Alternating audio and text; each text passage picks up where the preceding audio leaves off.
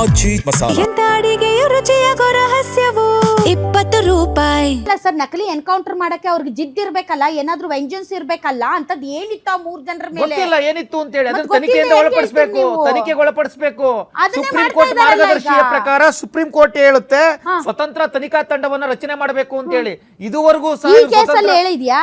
ಹೌದು, ಈ ತರ ಕೇಸ್ಗಳಾದಾಗ ಎನ್ಕೌಂಟರ್ ಆದಾಗ ಇಲ್ಲ, ಸ್ವತಂತ್ರ ಮ್ಯಾಜಿಸ್ಟ್ರೇಟ್ ತನಿಖೆ ಮ್ಯಾಜಿಸ್ಟ್ರೇಟ್ ತನಿಖೆಯಿಂದ ನ್ಯಾಯ ಸಿಗೋದಿಲ್ಲ ಅಂತ ನೀವ್ ಹೇಳ್ತಾ ಇದ್ದೀರಾ? ಹೌದು, ಮ್ಯಾಜಿಸ್ಟ್ರೇಟ್ ಕಾನೂನಲ್ಲಿ ಯಾರು? ಹೇಳಿದೆ, ಸುಪ್ರೀಂ ಕೋರ್ಟ್ ವರ್ಡಿಕ್ಟ್ ಅಲ್ಲಿ ಸುಪ್ರೀಂ ಅದ್ರಲ್ಲಿ ಕೋರ್ಟ್ ಹೇಳಿದಾರ ಮ್ಯಾಜಿಸ್ಟ್ರೇಟ್ ಎನ್ಕ್ವೈರಿ ಇಂದ ಮೇಡಮ್, ನ್ಯಾಯ ಸಿಗೋದಿಲ್ಲ, ಪ್ರೈವೇಟ್ ಆಗಿ ಮಾಡಿಸ್ಬೇಕು. ಮೇಡಮ್ ನಮ್ ಸ್ಟ್ಯಾಂಡ್ ಹೇಳ್ತಾ ಇದ್ದೀನಿ ಮೇಡಮ್.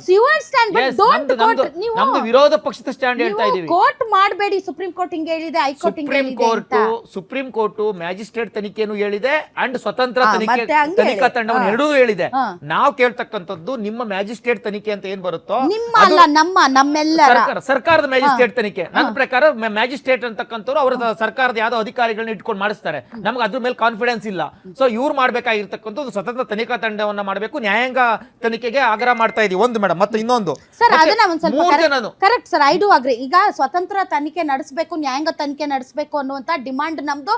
ಅದನ್ನ ಸರ್ಕಾರಗಳು ಜನಾಭಿಪ್ರಾಯ ವ್ಯಕ್ತವಾದಾಗ ಕೇಳಲೇಬೇಕು, ಕೇಳಬಾರ್ದು ಅಂತ ನಾನು ಹೇಳಲ್ಲ. ಮತ್ತು ಆಗ್ರಹ ಮಾಡುವಂತಹ ಅಧಿಕಾರ ನಿಮಗೂ ಇದೆ ಮತ್ತು ಕುಟುಂಬ ಸದಸ್ಯರಿಗೂ ಇದೆ, ನಮಗೂ ಇದೆ. ಸತ್ಯಾಸತ್ಯತೆ ಹೊರಗಡೆ ಬರಬೇಕು. ಅಮಾಯಕರೇನಾದ್ರೂ ಇವ್ರೇನಾದ್ರೂ ಕೊಂದಿದ್ದಾರೆ, ನಿಜಕ್ಕೂ ಕೂಡ ಅದು murder, it amounts to murder. So ಅವ್ರ ವಿರುದ್ಧ ತನಿಖೆ ನಡಿಬೇಕು. ಆದರೆ ಈಗ ಇದು ನಕಲಿ ಎನ್ಕೌಂಟರ್ ಅಂತ ತಾವ್ ಹೇಳ್ತಾ ಇರೋದನ್ನ ನಾವು ನಮ್ಮ ಆರೋಪ for the argument sake hypothetically ನಿಜ ಅಂತ ಅನ್ಕೊಳ್ಳೋಣ. ಆ ವೆಂಜನ್ಸ್ ಏನಿತ್ತು, ಆ ಈ 3 ಪರ್ಸನ್ಸ್ ಯಾರಿದಾರಲ್ಲ ಅವ್ರ ಮೇಲೆ ಯಾವ ರೀತಿಯ ಪರ್ಸನಲ್ ಏನಾದ್ರೂ ಈಗ ಇತ್ತ? ಕಾಡಿನಲ್ಲಿ ಯಾವಾಗ್ಲೂ ಸಹ ನೀವು ಕಾಡಿನಲ್ಲಿ ಇರ್ತಕ್ಕಂಥವ್ರು, ಈ ಕಾಡಿನಲ್ಲಿ ವಾಸ ಮಾಡ್ತಾ ಇರ್ತಕ್ಕಂಥವ್ರು ಮತ್ತೆ ಪೊಲೀಸ್ನವರು, ಅಲ್ಲಿರ್ತಕ್ಕಂಥ ಅಧಿಕಾರಿಗಳ ವರ್ಗದಲ್ಲಿ ಯಾವಾಗ್ಲೂ ಒಂದು ಘರ್ಷಣೆ ಇದ್ದೇ ಇರುತ್ತೆ. ಕೆಲವು ವಿಚಾರಗಳಿಗೆ ಘರ್ಷಣೆ ಇದ್ದೇ ಇರ್ತದೆ. ಸೊ ಯಾವ ಘರ್ಷಣೆ ಮೇಲೆ, ಯಾವ ಜಿದ್ದಿನ ಮೇಲೆ ಇದಾಗಿದೆಯೋ ನಮಗೆ ಗೊತ್ತಿಲ್ಲ.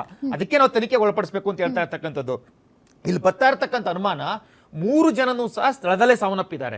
3 ಜನ, ಈಗ ಅಕಸ್ಮಾತ್ ಯಾರೋ ಒಬ್ಬ ಇವ್ರ ಮೇಲೆ ನಾಡ ಬಂದೂಕನ್ನ ಹಾರಿಸ್ತಾ ಅಂತಂದ್ರೆ ಒಬ್ಬನ ಮೇಲೆ ಇವ್ರು ಅಟ್ಯಾಕ್ ಮಾಡಿದ್ರು ಅಂತ ಹೇಳೋಣ. 3 ಜನನೂ ಸಾಯಿಸ್ತಕ್ಕಂಥ ಅವಶ್ಯಕತೆ ಏನಿತ್ತು ಅಂತಕ್ಕಂಥದ್ದು ಒಂದು. ಅಂದ್ರೆ ಒಬ್ಬರು ನೋಡಕ್ ಬಿಡಬೇಕಾಗಿತ್ತು, ಒಬ್ಬನ ಸಾಯಿಸ್ಬೇಕಾಗಿತ್ತು. 3 ಜನನು ಒಂದೇ ಸಲ ಸಾವಿಗಿಡ ಹಂಗ್ ಮಾಡಿದ್ರಲ್ಲ, ಒಂದು ಅನುಮಾನ ಬರ್ತಾ ಇದೆ. 3 ಜನನು ಸ್ಥಳದಲ್ಲೇ ಸತ್ತೋಗ್ಬಿಟ್ರಲ್ಲ. ಅಟ್ಲೀಸ್ಟ್ ಯಾರನ್ನಾರೋ ಒಬ್ಬನ ಅರ್ಧಂಬರ್ಧ ಜೀವ ಆಗಿದೆ, ನಾವು ಆಸ್ಪತ್ರೆ ಕರ್ಕೊಂಡು ಹೋಗಿದೀವಿ, ಅವನ ಜೀವ ಬದುಕೋತ್ತು ಅಂತಕ್ಕಂಥದ್ದನ್ನ ಒಂದು ಇದ್ದಿದ್ರೆ ಅವನು ಹೇಳಿರೋನು ಏನಾಗಿದೆ, ಘಟನೆ ಏನಾಗಿದೆ ಅಂತ ಪಾರಾಗಿದ್ದಾನಲ್ಲ. ಈಗ ಒಬ್ನು ಪಾರಾಗಿದ್ದಾನಲ್ಲ ನೋಡಿ. 3 ಜನ ಆ ಸ್ಥಳದಲ್ಲಿ ಇದ್ದಂತ 3 ಜನನು ಸಾವನ್ನಪ್ಪಿದ್ದಾರೆ ಅಂತಕ್ಕಂಥದ್ದು ಮಾಹಿತಿ ಬರ್ತಾ ಇದೆ. ಸರಿ ಸರ್, ಇನ್ನೊಬ್ರು ಓಡೋಗಿದ್ದಾರೆ ಓಡೋಗಿದ್ದಾರೆ ಅಂತ ಹೇಳ್ತಾ ಇದ್ದಾರೆ. ಇವರು ಕಾಲಿಗೆ ಗುಂಡಾರಿಸಿ ಅಲ್ಲಿ ಬಿದ್ದಂತಹ ಅಥವಾ ಇವ್ರ ಕೈ ಸಿಗ್ತದಂತಹ ಸೆರೆ ಹಿಡಿದಂತಹ ವ್ಯಕ್ತಿ ಯಾರು ಇಲ್ಲ, ಯಾರು ಸೆರೆ ಹಿಡಿದಿಲ್ಲ ಇವರು ಅಂತ ಒಂದು ಮೇಡಮ್. ಮತ್ತೆ ಇನ್ನೊಂದು, ಇವ್ರು ನಾಡ ಪಿಸ್ತೂಲು ಮತ್ತೆ ಮಾಂಸದ ಚೀಲ ಅಂತ ಏನ್ ಹೇಳ್ತಾ ಇದಾರೋ, ಸೊ ಇದು ಮತ್ತೆ ಅದ್ರ ಜೊತೆಗೆ ಒಂದು ಚಪ್ಪಲಿ, ಅಂದ್ರೆ ಸೀಲ್ಡ್ ಚಪ್ಪಲಿ ಸಿಕ್ಕಿದೆ ಅಂತ ಹೇಳ್ತಾ ಇದ್ದಾರೆ. ಈಗ ಅವ್ರ ಕುಟುಂಬಸ್ಥರು ಹೇಳೋ ಪ್ರಕಾರ ಇವ್ರ ಹತ್ರ ನಾಡ ಪಿಸ್ತೂಲೇ ಇರಲಿಲ್ಲ, ಯಾವುದೇ ಮಾಂಸ ಚೀಲವನ್ನ ಇವ್ರು ತೆಗೆದುಕೊಂಡು ಹೋಗಿರ್ಲಿಲ್ಲ, ಅಥವಾ ಅಲ್ಲಿ ಒಂದು ಏನೋ ಹಸು ಏನೋ ಕಳೆದೋಗಿತ್ತು ಹುಡ್ಕೊಂಡು ಹೋಗಿದ್ರು ಅಂತ ಹೇಳ್ತಾ ಇದ್ದಾರೆ. ಅದಕ್ಕೋಸ್ಕರ ನಾವು ಕೇಳ್ತಾ ಇರ್ತಕ್ಕಂಥದ್ದು ಇದ್ರೊಳಗಡೆ ಕ್ಲಿಯರ್ ಆಗಿ ತನಿಖೆ ಆಗ್ಬೇಕು ಅಂತ. ಮತ್ತೆ ಇನ್ನೊಂದು ಮೇಡಮ್, ಕಾನೂನು ಪ್ರಕಾರ ಯಾವುದೇ ಎನ್ಕೌಂಟರ್ ನಡೆದಾಗ ಅಲ್ಲಿ ವಿಡಿಯೋಗ್ರಫಿ ಆಗಬೇಕು. ಎಲ್ಲಿ ಆ ಸ್ಥಳದಲ್ಲಿ ಎನ್ಕೌಂಟರ್ ನಡೆದಿರ್ತಕ್ಕಂಥ ಸ್ಥಳದಲ್ಲಿ ಶವಗಳನ್ನ ಶಿಫ್ಟ್ ಮಾಡಬೇಕಾದ್ರೆ ಅಂದ್ರೆ ಒಬ್ರು ಮೊಬೈಲ್ ಅಲ್ಲಿ ಅದನ್ನ ಶೂಟ್ ಮಾಡ್ತಾ ಇರ್ಬೇಕು. ಮೊಬೈಲ್ ಅಲ್ಲ ಮೇಡಮ್, ಪ್ಲೀಸ್ ಲಿಸನ್ ಮೇಡಮ್. ನೀವು ಇದರ ವ್ಯಂಗ್ಯ ಮಾಡಿದ್ರೆ ಹೆಂಗೆ ಹೇಳಿ?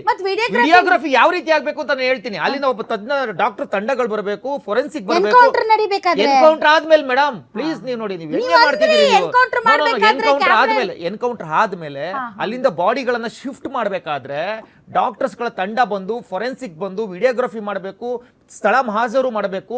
ಇದು ಯಾವುದೂ ಮಾಡದಲ್ಲೇ ಇವರು ಆತುರಾತರದಲ್ಲಿ ಬಾಡಿಗಳನ್ನ ಶಿಫ್ಟ್ ಮಾಡಿದ್ದಾರೆ.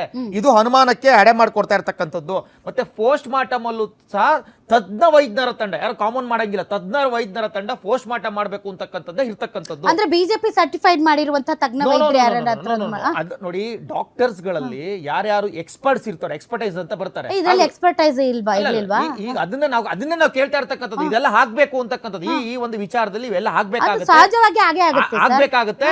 ಮತ್ತೆ ಇವರು ಆತುರದಲ್ಲಿ ಇವ್ರು ಏನು ಬಾಡಿಗಳನ್ನ ಶಿಫ್ಟ್ ಮಾಡಿದ್ರು, ಯಾವುದೇ ಸ್ಥಳ ಮಾಜರು ಮಾಡ್ದಲೆ, ಫೊರೆನ್ಸಿಕ್ ಲ್ಯಾಬ್ ಇಂದ ಯಾರು ಸಹ ಡಾಕ್ಟರ್ಸ್ ಗಳು ಬರದಲೆ, ಯಾವುದೇ ಒಂದು ವಿಚಾರಗಳು ನೀಡಿದಲೆ ಇಮ್ಮಿಡಿಯೇಟ್ ಶಿಫ್ಟ್ ಮಾಡಿರ್ತಕ್ಕಂಥದ್ದು ಅನುಮಾನಕ್ಕೆ ಎಡೆ ಮಾಡ್ಕೊಡ್ತಾ ಇದೆ.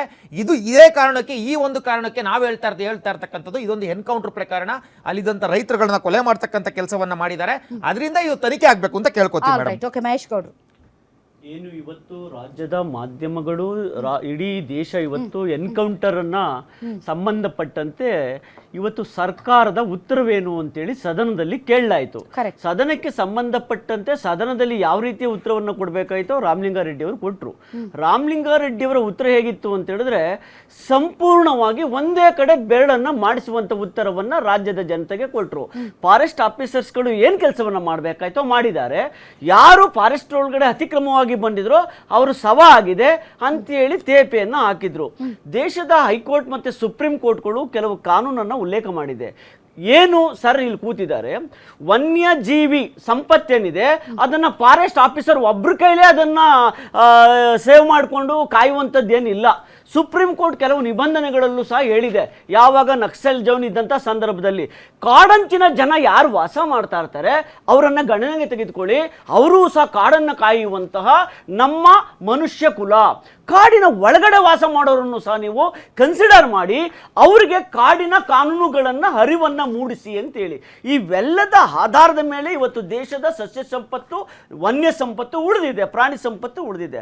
ಆದರೆ ಇಲ್ಲಿ ರಾಮಲಿಂಗಾರೆಡ್ಡಿಯವರು ಕೊಟ್ಟಂತ ಕೆಲವು ವಿವೇಚನೆ ಉಳ್ಳಂತ ಉತ್ತರಗಳು ಹೇಗೆ ಅನುಮಾನ ಕೆಡೆ ಮಾಡಿಕೊಟ್ಟಿದೆ ಅಂತ ಹೇಳಿದ್ರೆ, ನೇರವಾಗಿ JDS ವಕ್ತಾರ ಆಗಿ ಹೇಳ್ತೀನಿ, ಯಾಕೆ 8 ಜನ ಫಾರೆಸ್ಟ್ ಆಫೀಸರ್ಗಳನ್ನ ನೀವು ಇಮ್ಮಿಡಿಯೇಟ್ಲಿ ಡಾಕ್ಟರ್ ಹತ್ರ ಚೆಕಪ್ ಮಾಡಿಸ್ಲಿಲ್ಲ? ಅವರೆಲ್ಲ ಕುಡ್ದಿದ್ರ ಅಥವಾ ಕುಡ್ದಿಲ್ವಾ? ಯಾಕೆ ಮಾಡಿಸ್ಲಿಲ್ಲ? ನಂಬರ್ 1. ನಂಬರ್ 2, ಅಕಸ್ಮಾತ್ ಏನಾದ್ರೂ ಈ ಮಾಂಸವನ್ನ ತೆಗೆದುಕೊಂಡು ಹೋಗ್ತಿದ್ದಂತಹ ಕಾಡಂಚಿನ ಜನ ಕೊಲೆಯನ್ನ ಮಾಡಿದ್ದೇ ಆಗಿದ್ರೆ ಕಾಡು ಪ್ರಾಣಿಯನ್ನ, ಇಂಥ 3 ಜನ ಒಂದೇ ಸರಿ ಸ್ಪಾಟಲ್ ಸತ್ತಿ ಒಬ್ಬ ಓಡಿ ಹೋಗಿದ್ದಾನೆ ಅಂತ ಹೇಳಿದ್ರೆ ಇಡೀ ಫಾರೆಸ್ಟ್ ಆಫೀಸರ್ಸ್ಗಳು ಯಾಕೆ ತಾವು ಅಕ್ರಮವನ್ನ ಮಾಡ್ತಾ ಇದ್ದು ಆ ಸ್ಥಳದಲ್ಲಿ ಆ ಅಕ್ರಮವನ್ನ ಈ ಕಾಡಿನ ಜನ ನೋಡಿ ಆ ಒಂದು ಮುಚ್ಚಿಕೊಳ್ಳೋದಿಕ್ಕೆ ಇವರೇ ಹಾಡಿರೋ ನಾಟಕ ಯಾಕಾಗಿರಬಾರ್ದು? ಇದನ್ನ ಯಾಕೆ ನೀವು ಸ್ಕ್ರಿಪ್ಟ್ ಯಾರು ಬರ್ಕೊಟ್ರು ಸರ್ ನಿಮ್ಗೆ?